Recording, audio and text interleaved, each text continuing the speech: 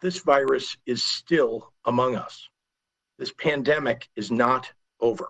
And to pretend otherwise in a misguided attempt to reclaim what we've lost will only make this last longer.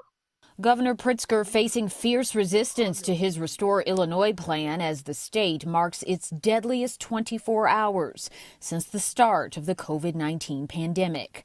As of today, in defiance of Pritzker's stay-at-home order, downstate Madison County is allowing retailers, restaurants, gyms, and theaters to reopen at 25% occupancy.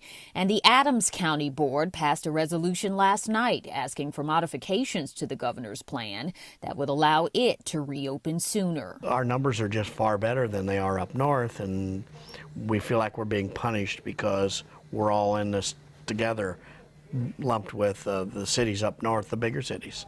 And so we want to be on our own field.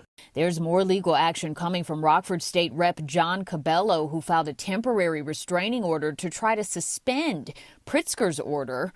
But today, a federal judge rejected an effort by two Chicago area churches who wanted clearance to hold their worship services with social distancing guidelines in place.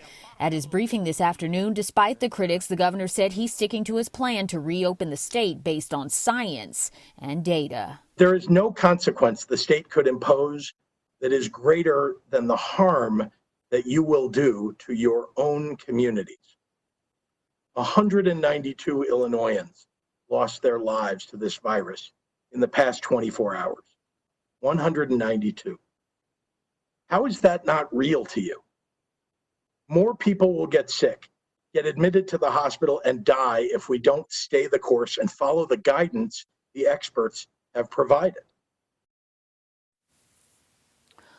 One bright spot, though, officials say the state does continue to ramp up testing, which is a critical component for reopening.